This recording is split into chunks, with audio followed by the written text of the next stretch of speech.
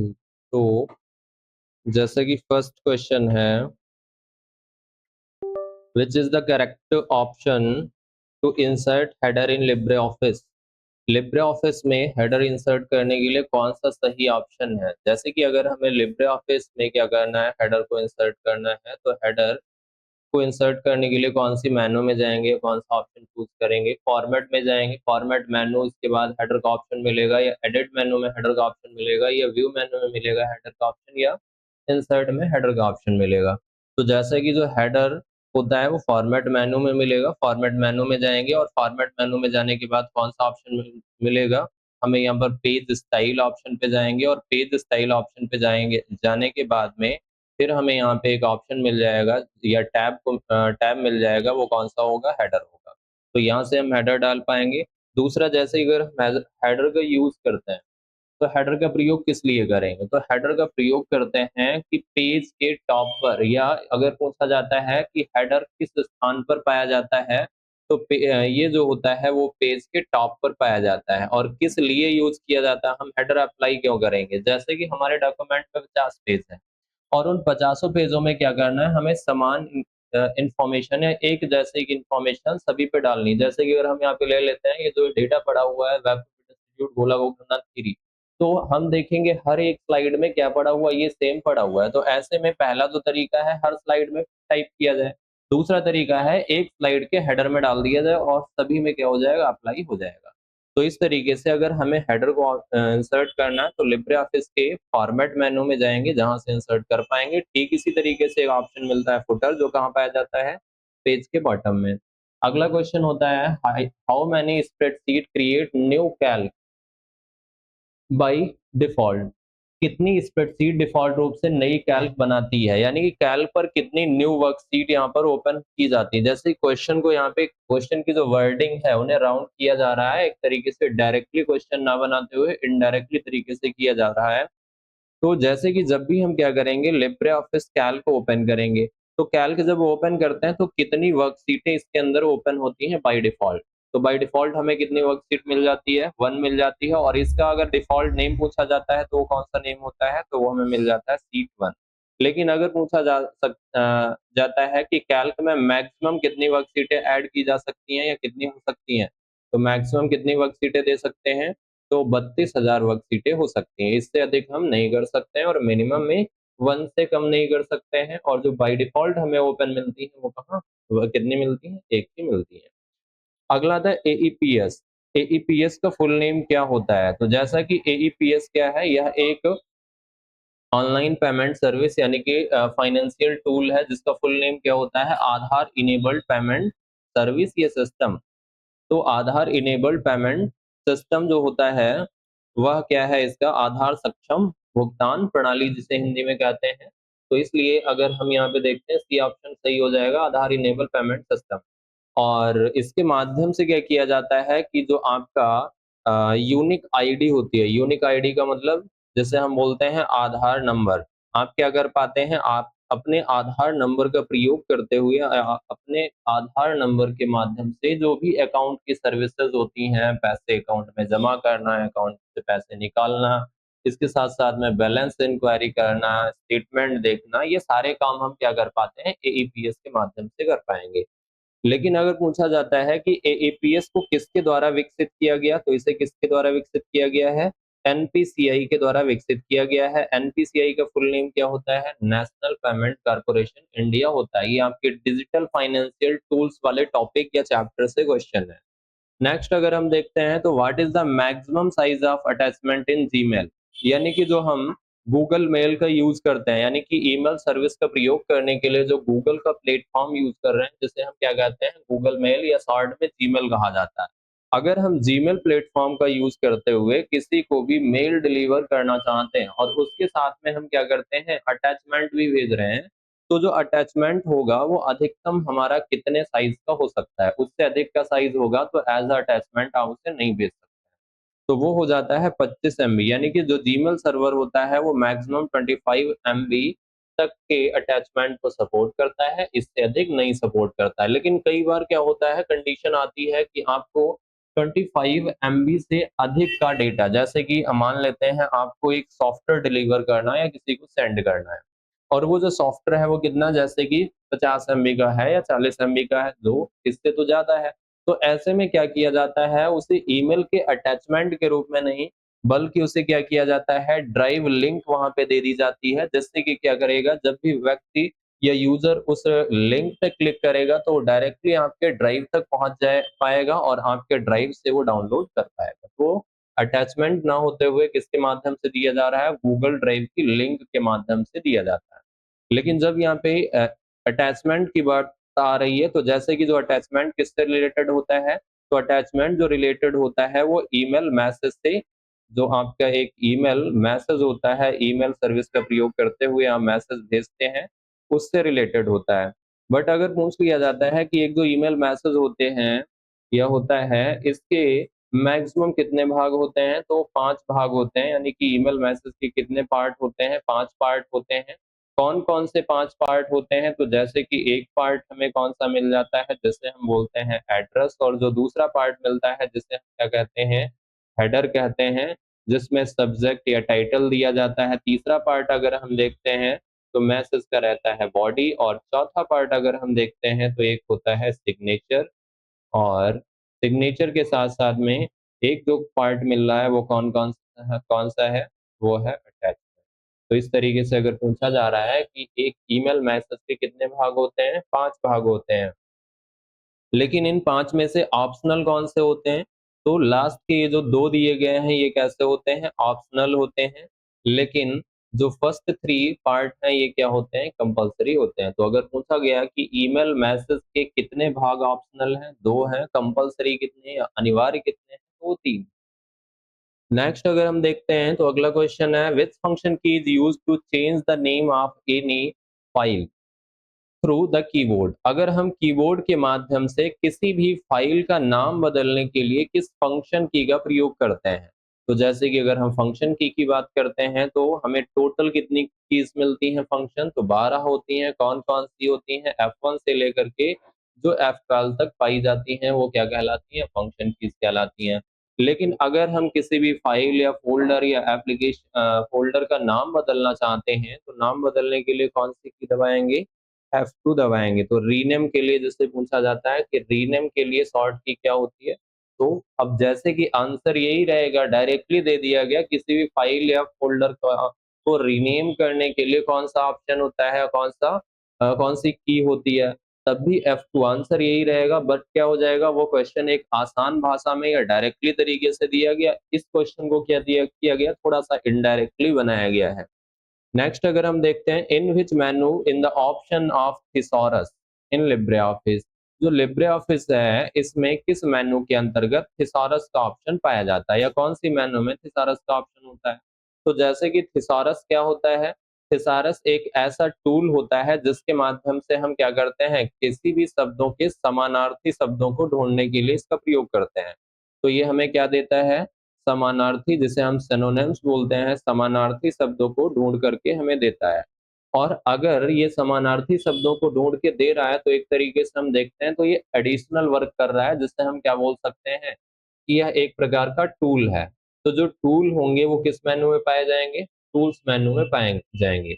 जैसे कि tools thesaurus से ही रिलेटेड अन्य 2 कमांड होते हैं, जैसे कि हमें एक मिलता है spelling checker. Spelling checker spelling checker क्या होता है, ये कमांड हमें जो डॉक्यूमेंट के अंदर हमारी स्पेलिंग्स को चेक करने का काम करता है, जिससे कि जब भी कोई स्पेलिंग गलत होती है तो उसे ढूंढता है और सही करने के भी तरीके प्रोवाइड कराता है। इसी तरीके से हमें एक ऑप्शन मिलता है जिसे हम क्या कहते हैं, ऑटो करेक्ट कहते हैं। और ऑटो करेक्ट जो होता है ये क्या काम करता है, तो जैसे कि कुछ जो आसान स्पेलिंग्स होती हैं जहां पर वॉवेल्स वगैरह की मिस्टेक हो रही है, तो उसे ये ऑटोमेटिकली तरीके से सही करता रहता है। जैसे कि जब भी आप क्या करते हैं, टाइपिंग स्टार्ट करेंगे, नियमानुसार क्या चाहिए, प्रत्येक पैसेज का पहला वर्ड क्या होना चाहिए, कैपिटल ही होना चाहिए। लेकिन हम क्या करते हैं, डायरेक्टली टाइप करते हैं, और जब डायरेक्ट हमने टाइप किया, कैपिटल नहीं बनाया, फिर भी क्या होगा, जैसे ही पहले वर्ड टाइप करके उसे स्पेस दबाते हुए कंप्लीट करेंगे, पहला अक्षर क्या हो जाएगा, ऑटोमेटिक कैपिटल हो जाएगा। तो थिसारस अगर यहाँ से दूसरा क्वेश्चन पूछ लिया जाता है कि किसी भी शब्द के सिनोनिम्स या समानार्थी शब्दों को ढूंढने के लिए कौन सा टूल होता है या कौन सा ऑप्शन होता है, तो वो होता है थिसारस। कहाँ पाया जाता है? तो राइटर ये हो कि किस मेनू में, टूल्स मेनू के अंतर्गत पाया जाता है। नेक्स्ट अगर हम देखते हैं तो अगला क्वेश्चन है which one is not a type of kernel. इनमें से कौन सा कर्नल का प्रकार नहीं है? Monolithic kernel, hybrid kernel, Scott kernel या माइक्रो कर्नल। तो कौन सा नहीं होता है? तो यहाँ पर जैसे कि हमें स्कॉट कर्नल नहीं मिलता है। नेक्स्ट अगर हम बढ़ते हैं तो maximum zoom percentage possible in Libre office writer. Writer को अधिकतम कितना जूम किया जा सकता है? तो राइटर को अधिकतम 600 तक जूम किया जा सकता है, और अगर मिनिमम पूछा जाता है 600 किया जाता है या 400 किया जाता है? तो 600 किया जा सकता है, और मिनिमम कितना किया जा सकता है?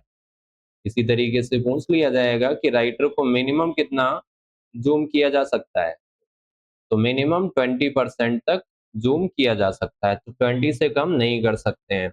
और अगर डिफ़ॉल्ट ज़ूमिंग पूछ लिया जाता है कि राइटर बाय डिफ़ॉल्ट कितना ज़ूम होता है, तो जैसा कि हमें मिलेगा 100% तक वो डिफ़ॉल्ट ज़ूम रहता है। लेकिन क्वेश्चन के अनुसार यहाँ पे सही ऑप्शन कौन-सा है? 600 सही है। नेक्स्ट अगर हम देखते हैं file extension is used for template in Libre office writer. File extension का उपयोग लिब्रे ऑफिस राइटर में टेम्पलेट के लिए किया जाता है, यानी कि जो राइटर में हम टेम्पलेट बनाते हैं उस टेम्पलेट का फाइल एक्सटेंशन क्या होता है? एक्सएलएक्स होता है, टीएक्सटी होता है, डीओसी होता है या ओटीटी होता है? तो जैसा कि जो टेम्पलेट होता है राइटर का उसका हमें एक्सटेंशन मिलता है डॉट ओटीटी, ओपन टेम्पलेट। क्या रहेगा? जैसे कि राइटर का हो अगर यहीं पे पूछा जाता है, तो राइटर का क्या रहता है? और यहाँ पर 4 ऑप्शन दिए गए हैं, चारों में अगर हम देखते हैं तो ये एक्सएल एक्स नहीं होता है, एक्स एक्सएल एस एक्स अगर लगा दिया जाए, तो ये किसका हो जाएगा? एक्सेल का हो जाएगा। डॉट डीओसी या डीओसी एक्स किसका होता है? तो ये माइक्रोसॉफ्ट ऑफिस वर्ड का होता है। टीएक्सटी अगर हम देखते हैं तो ये क्या रहता है? टेक्स्ट फाइल का रहता है। और टेक्स्ट फाइल किस एप्लीकेशन पर क्रिएट की जाती है? जैसे कि नोटपैड। अगर हम नोटपैड पर कोई फाइल क्रिएट करते हैं तो बाय डिफ़ॉल्ट उसका एक्सटेंशन क्या रहता है? टीएक्सटी रहता है। तो वैसे ही राइटर टेम्पलेट का एक्सटेंशन क्या मिलेगा? डॉट ओटीटी मिलेगा। लेकिन यहाँ पे टेम्पलेट होता क्या है? तो जो टेम्पलेट होता है ये एक प्री फॉर्मेटेड डॉक्यूमेंट होता है, जिससे कहते हैं ये पहले से ही फॉर्मेट कर, ये क्या है? प्री फॉर्मेटेड डॉक्यूमेंट होता है। और प्री फॉर्मेटेड का मतलब क्या है कि जैसे कि हमें यहाँ पे 2 तरीके मिलते हैं, राइटर हो या कैल्क हो, हमें सभी एप्लीकेशन में 2 तरीके मिलते हैं कि आप टेम्पलेट के माध्यम से डॉक्यूमेंट क्रिएट करना चाहते हैं, या जैसे कि न्यू डॉक्यूमेंट एक ब्लैंक क्रिएट करना चाहते हैं। तो जैसे कि अगर हम मान लेते हैं आपको रिज्यूम क्रिएट करना है। अब जब रिज्यूम क्रिएट करना है ब्लैंक पे करेंगे तो ऐसे में आपको डेटा भी इनपुट करना है, और डेटा इनपुट करने के साथ-साथ में क्या होगा? आपको फॉर्मेटिंग भी करनी होगी। अब हमें यहाँ पे ये पता है कि हम जो आज जिस फॉर्मेट का रिज्यूम आज बना रहे हैं, मोस्टली हमें हर दूसरे, तीसरे या चौथे दिन क्या है? रिज्यूम बनाने की आवश्यकता पड़ती रहती है। तो ऐसे में हम क्या करेंगे? उसका एक फॉर्मेट डिज़ाइन कर लेंगे और उसे एज़ अ टेम्पलेट सेव कर लेंगे, और जब उसे टेम्पलेट के रूप में सेव करेंगे, तो नेक्स्ट डे जब भी हमें वही रिज्यूम या उसी फॉर्मेट का रिज्यूम बनाना पड़े, तो हम उस टेम्पलेट को ओपन कर लेंगे, और जैसे ही हम टेम्पलेट को ओपन करेंगे, तो हमें वो सारी फॉर्मेटिंग रेडी मिल जाएगी, बस हमें नया डेटा एंटर करना होगा और हमारा डॉक्यूमेंट क्या हो जाएगा? तैयार हो जाएगा। तो इस तरीके से अगर पूछा जाता है टेम्पलेट होता क्या है? तो टेम्पलेट एक प्री फॉर्मेटेड डॉक्यूमेंट होता है, जिसे पहले से ही फॉर्मेट करके और राइटर के अंदर सेव करके रख लिया जाता है, जिससे कि आवश्यकता पड़ने पर उन्हें उसे पुनः दोबारा जो है यूज़ किया जा सके। इससे क्या होता है कि समय की बचत होती है। नेक्स्ट अगर हम देखते हैं which is the short key to full screen LibreOffice. LibreOffice में फुल स्क्रीन के लिए कौन सी शॉर्ट की होती है? जैसे कि अगर आपको लिब्रे ऑफिस आप यूज कर रहे हैं और इसे फुल स्क्रीन करना चाहते हैं, तो कौन सी शॉर्ट की यूज करेंगे? कंट्रोल शिफ्ट जी जे या कंट्रोल शिफ्ट के या नन या आपका शिफ्ट प्लस जे। तो कौन सा ऑप्शन सही होता है कि अगर हमें फुल स्क्रीन करना है तो इसके लिए कंट्रोल प्लस शिफ्ट प्लस जे दबाएंगे, तो ये हमारे राइटर को क्या कर देता है? फुल स्क्रीन कर देता है। लेकिन अगर कई बार पूछ लिया जाता है, जैसे कि कुछ अन्य कीज़ हैं, अगर पूछा जाता है कि आपको विंडो मैक्सिमाइज करने के लिए, विंडो मैक्सिमाइज करने के लिए कौन सी शॉर्ट की है, या विंडो को फुल स्क्रीन करने के लिए कौन सी शॉर्ट की होती है?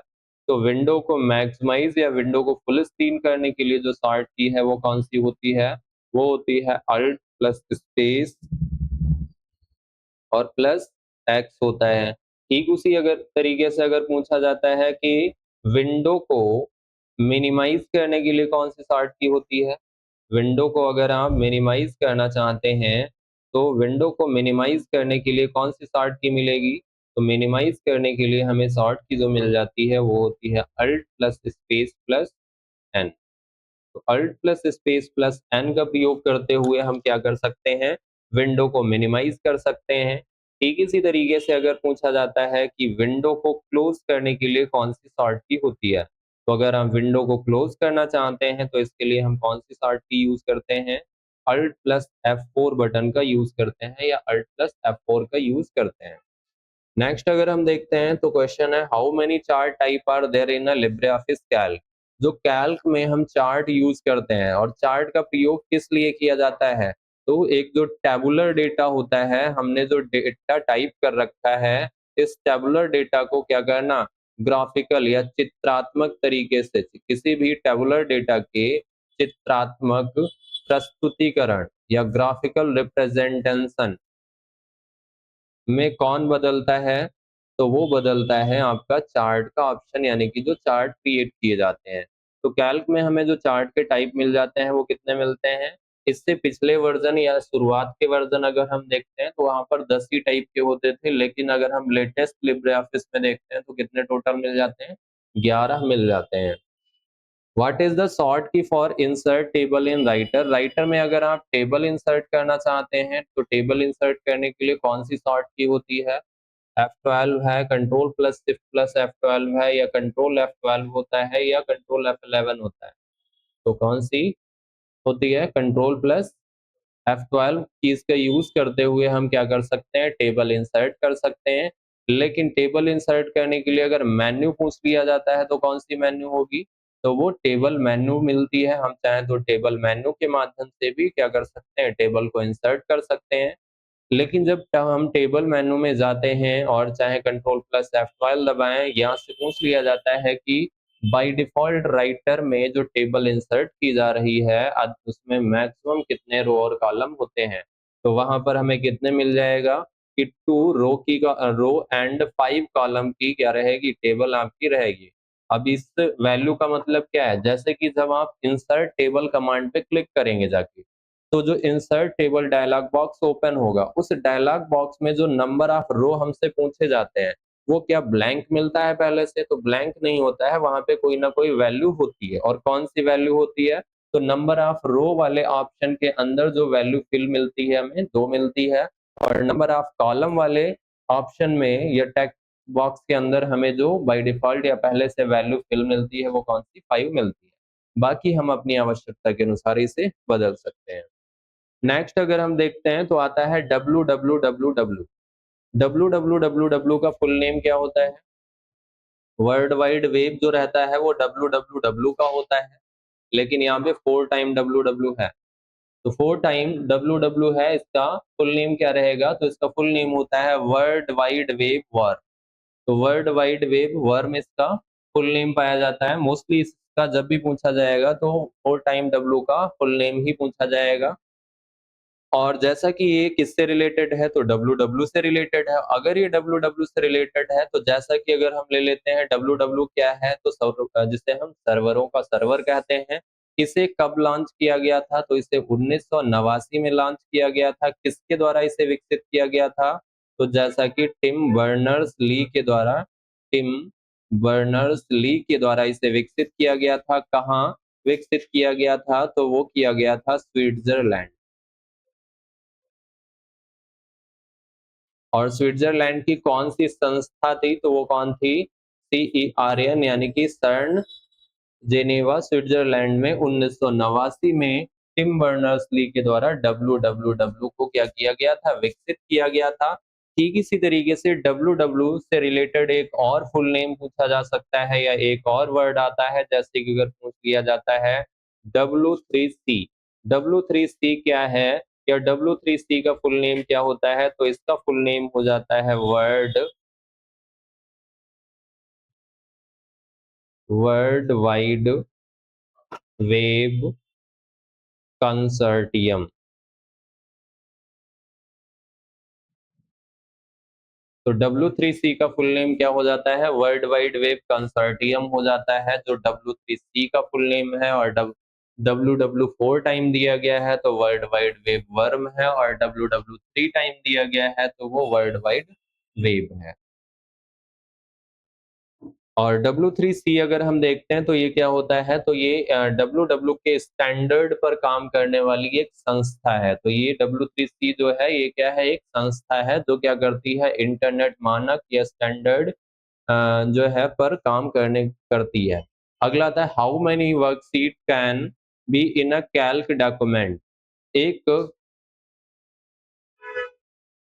Can be added in a Calc document, यानी कि कैल्क दस्तावेज में कितनी वर्कशीट हो सकती हैं, यानी कि यहाँ पर पूछा जा रहा है अधिकतम कितनी की जा सकती हैं। तो अधिकतम कितनी की जा सकती हैं? 32,000 की जा सकती हैं, इससे अधिक नहीं हो सकती हैं। मिनिमम कितनी की जा सकती हैं? तो 1 की जा सकती हैं। अब ट्रू फॉल्स में पूछा जा सकता है कि क्या एक वर्कबुक के अंदर वर्कशीटों की संख्या 0 हो सकती है? तो नहीं हो सकती है, एक से कम हम नहीं कर सकते हैं। दूसरा अगर हम यहाँ पे देखते हैं कि जैसे कि एक जो कैल्क होता है, कैल्क किस प्रकार का एप्लीकेशन है? तो यह एक स्प्रेडशीट एप्लीकेशन है। तो ये हमें कैसा एप्लीकेशन मिल रहा है? स्प्रेडशीट एप्लीकेशन है। स्प्रेडशीट एप्लीकेशन पर क्रिएट की जाने वाली जो फाइल होती है, जिसे हम क्या कहते हैं? वर्कबुक कहते हैं। जैसे कि वर्ड प्रोसेसिंग एप्लीकेशन कौन है? माइक्रोसॉफ्ट ऑफिस वर्ड है या लिब्रे ऑफिस राइटर है। जिस पर जो फाइल हम बनाते हैं, जिसे क्या कहते हैं? डॉक्यूमेंट फाइल है। तो कैल्क पर बनाई गई या क्रिएट की जाने वाली फाइल जो होती है वो क्या होती है? वर्कबुक होती है।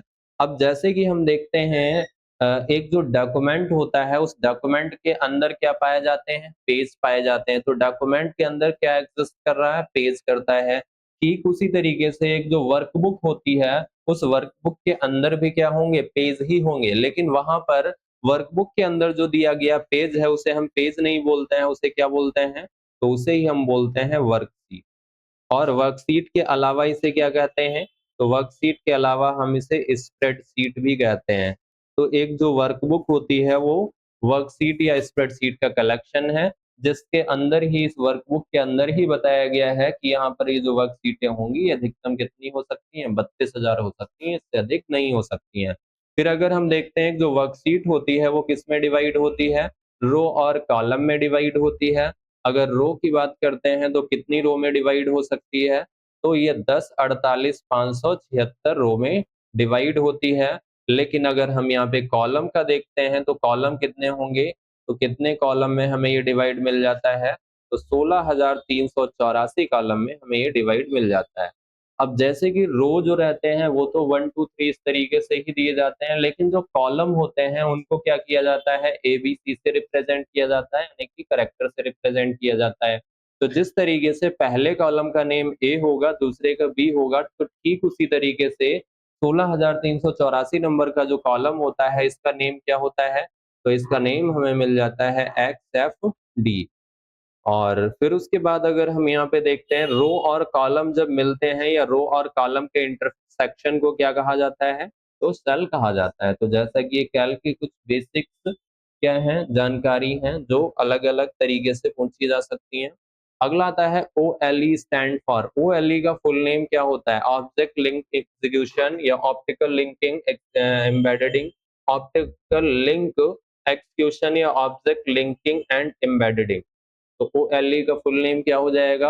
Object linking and embedding. हमें राइटर के अंदर क्या मिल जाता है? एक OLE ऑब्जेक्ट का ऑप्शन मिल जाता है। तो OLE ऑब्जेक्ट का मतलब कि हम क्या कर रहे हैं, एक कोई भी ऑब्जेक्ट ऑब्जेक्ट के रूप में, जैसे कि हम कोई भी शेप्स ले लेते हैं जिसे हम क्या करते हैं अपने डॉक्यूमेंट में लिंक कर रहे हों या उसे एम्बेड कर रहे हों, मतलब उसके अंदर ऐड कर रहे हों।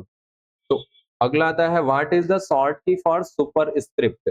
सुपरस्क्रिप्ट के लिए कौन सी शॉर्ट की होती है, लेकिन किस में पूछा जा रहा है? लिब्रे ऑफिस में पूछा जा रहा है। तो लिब्रे ऑफिस के अंदर अगर यहीं पे माइक्रोसॉफ्ट ऑफिस वर्ड लगा होता, फिलहाल वर्ड तो आपको मिलेगा नहीं, लेकिन यहाँ पे जो भी ऑप्शन, क्योंकि जितने भी ऑप्शन क्वेश्चन मिलेंगे आपको किसके मिलेंगे, सिर्फ और सिर्फ हमें मिलेंगे लिब्रे ऑफिस के, ना कि हमें माइक्रोसॉफ्ट ऑफिस के मिलेंगे।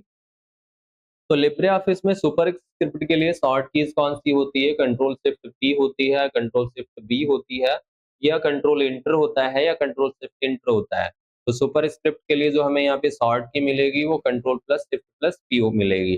सुपर स्क्रिप्ट होता क्या है, तो सुपर स्क्रिप्ट एक ऐसा प्रभाव होता है जो टेक्स्ट को कहाँ ले जाता है, तो ये टेक्स्ट को बेस लाइन से ऊपर ले जाता है। तो टेक वह कौन सा प्रभाव होता है जो अप्लाई टेक्स्ट पर बेस लाइन को ऊपर ले जाता है, यानी कि जिस टेक्स्ट पर हम इस प्रभाव को अप्लाई करते हैं उस टेक्स्ट को यह क्या कर देता है, बेस लाइन से ऊपर ले जाता है। जैसे कि अगर आपको लिखना है ए स्क्वायर प्लस बी स्क्वायर, तो यहाँ पे जो 2 दिया गया है यानी कि इसे स्क्वायर बनाया गया है, तो किस कमांड का प्रयोग करते हुए या किस प्रभाव को लागू करते हुए, तो सुपरस्क्रिप्ट कमांड का प्रभाव लागू करते हुए। और ये अगर पूछा जाता है किस मेन्यू में पाया जाता है ऑप्शन, तो कहाँ मिल जाएगा, कौन सी मेन्यू के अंतर्गत ये ऑप्शन पाया जाएगा, तो ये हमें मिलेगा फॉर्मेट मेन्यू के अंतर्गत। तो ये फॉर्मेट मेन्यू में जाएंगे जिस मेन्यू के अंतर्गत हमें ये ऑप्शन मिल जाएगा।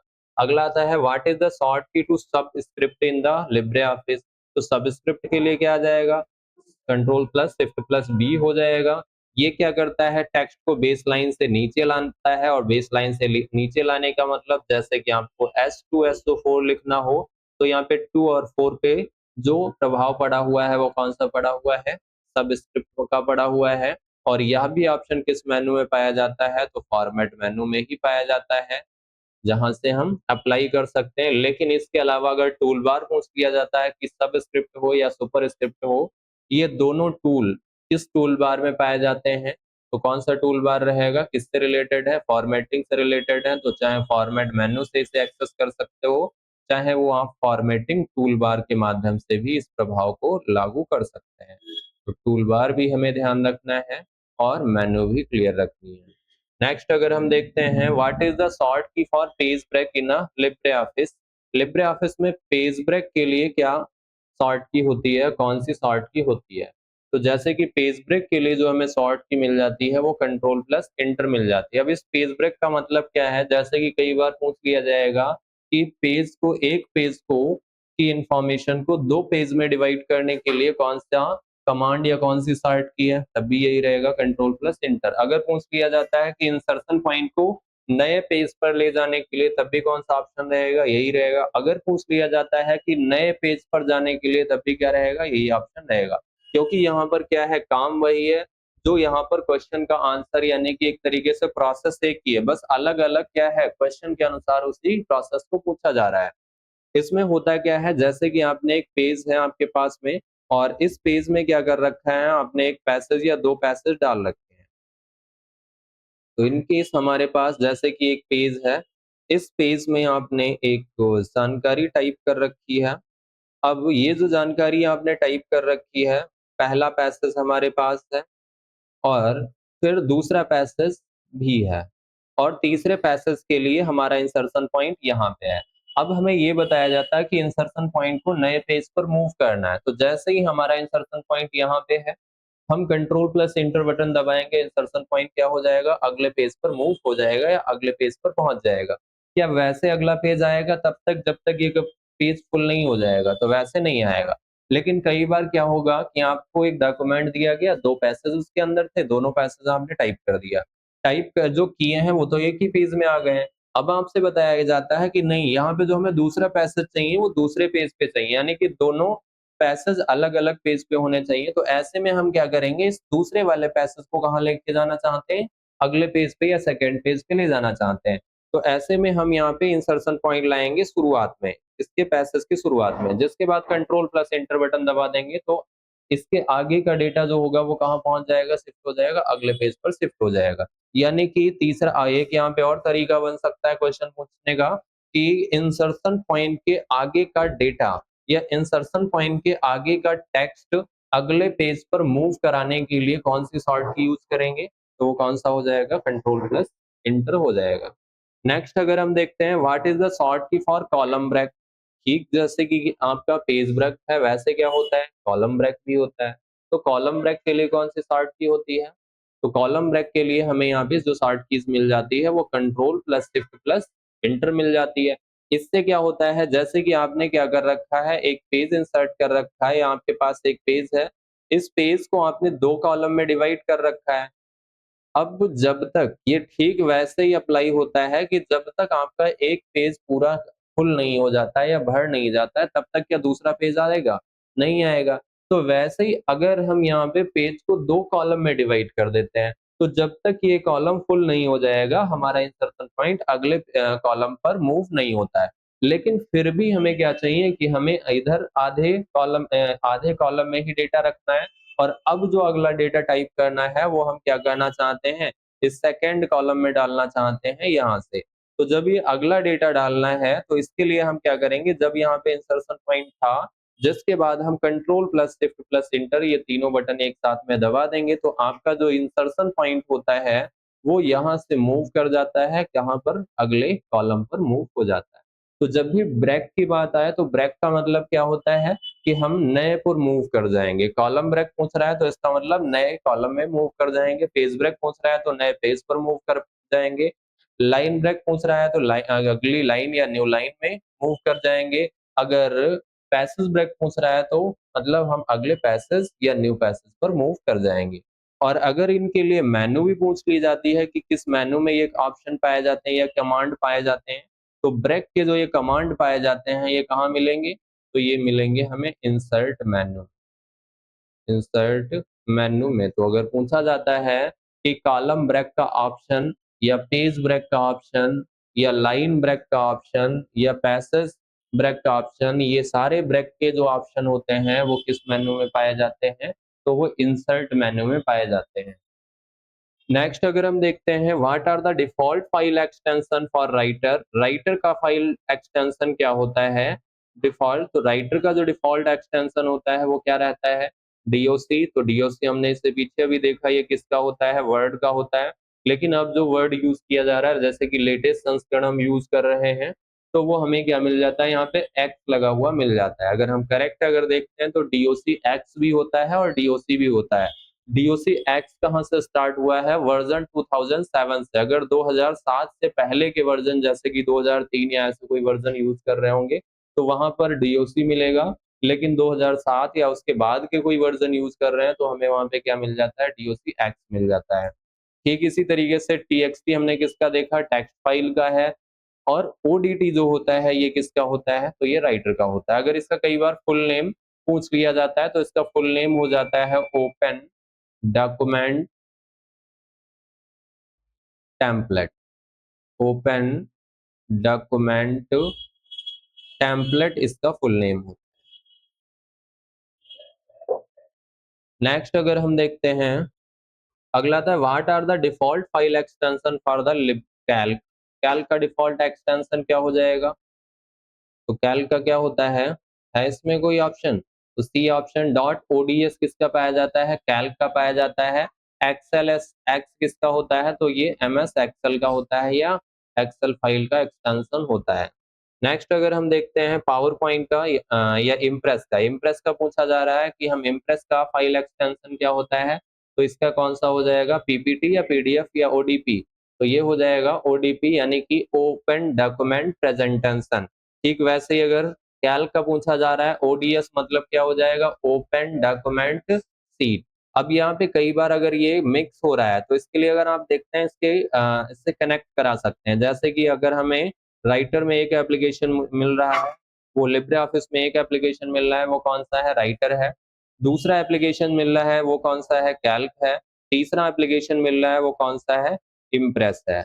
राइटर किस प्रकार का एप्लीकेशन है, या राइटर पर हम क्या क्रिएट करते हैं, डॉक्यूमेंट क्रिएट करते हैं, तो यहाँ पे लगा देते हैं ओडीटी। और कैल्क किस प्रकार का एप्लीकेशन है, एक स्प्रेडशीट एप्लीकेशन है, तो स्प्रेडशीट का मतलब यहाँ पे डॉक्यूमेंट बोलते हैं। तो सबसे ज्यादा एक तरीके से यहाँ पर आवाज या टाइम लग रहा है वो किस पे आ रहा है, टी पे आ रहा है। दूसरा अगर हम स्प्रेडशीट बोलते हैं या सीट बोलते हैं तो वहां पे क्या आ रहा है, एक तरीके से एस आ रहा है, तो इसीलिए स्प्रेडशीट में क्या ऐड हो जाएगा, ओडी एस आ जाएगा। अगर हम जैसे कि इम्प्रेस, इम्प्रेस पर क्या क्रिएट करते हैं, प्रेजेंटेशन क्रिएट करते हैं। अगर हम प्रेजेंटेशन बोल रहे हैं तो प्रेजेंटेशन में वहां पे क्या मिल रहा है, पी मिल रहा है, तो यहाँ पर आ जाएगा पी। तो ODS, OD सभी में, OPT नहीं, ODP है, तो हमें यहाँ पे मिल जाता है ODP। नेक्स्ट अगर हम बढ़ते हैं, what is the correct way to send an email, आपको एक ईमेल सेंड करने का सही तरीका क्या है।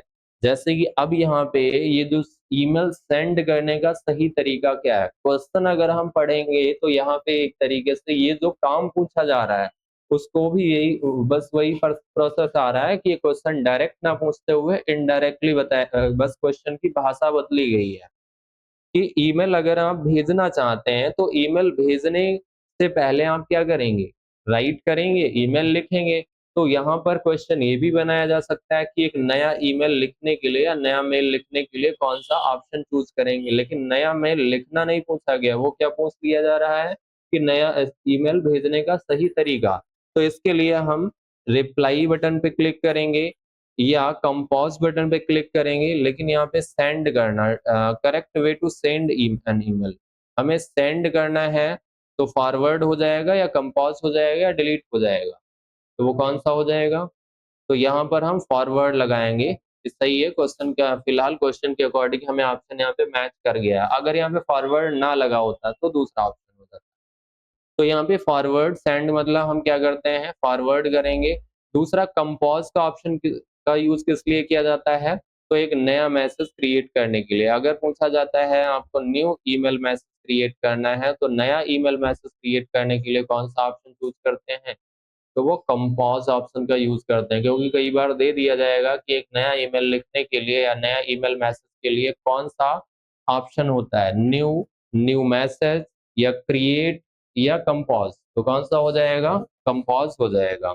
नेक्स्ट क्वेश्चन अगर हम देखते हैं, तो हाउ इज CO2 रिटन, यानी कि अगर यहाँ पे CO2 स्क्वायर लिखा हुआ है तो इसे किस तरीके से लिखा जाएगा, कौन सा प्रभाव लगाया जाएगा, तो इसको सुपरस्क्रिप्ट लगाया जाएगा।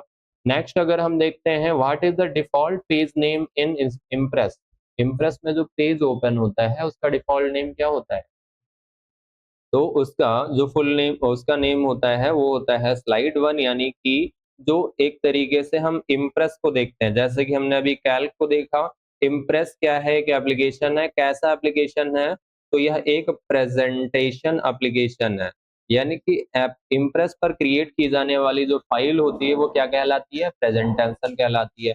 जैसे कि डॉक्यूमेंट के अंदर क्या है, पेज है, पेजों का कलेक्शन डॉक्यूमेंट है, वर्कशीटों का कलेक्शन वर्कबुक है, वैसे प्रेजेंटेशन की भाषा में जो पेज है या प्रेजेंटेशन किसका कलेक्शन होता है, तो वो स्लाइड का कलेक्शन होता है। तो इस तरीके से हम स्लाइड कहते हैं। बाकी स्लाइड से रिलेटेड यहाँ पे जैसे ही कुछ पॉइंट हैं, अगर पूछ लिया जाता है कि इम्प्रेस में ओपन होने वाली स्लाइड का डिफॉल्ट नेम क्या होता है, यानी कि बाय डिफॉल्ट जो स्लाइड ओपन होती है उस स्लाइड का नेम क्या होता है, तो वो कौन सी स्लाइड होती है, तो वो होती है टाइटल स्लाइड। जब भी हम इम्प्रेस को ओपन करेंगे तो जो स्लाइड हमें ओपन मिल रही है उसे हम बोलते हैं टाइटल स्लाइड। इस टाइटल स्लाइड में अगर पूछा जाता है कि प्लेस होल्डर की संख्या कितनी होती है या कितने प्लेस होल्डर पाए जाते हैं, तो इस टाइटल स्लाइड में अगर हम देखते हैं तो कितने प्लेस होल्डर मिलेंगे, 2 प्लेस होल्डर पाए जाते हैं। नेक्स्ट अगर हम देखते हैं, what will be the value of sum, sum की वैल्यू यहाँ पर क्या मिल जाएगी, लेकिन कितने, 25। ऐसा करो आज इतना ही रखेंगे, अगले के जो क्वेश्चन है वो अगले दिन, ठीक है।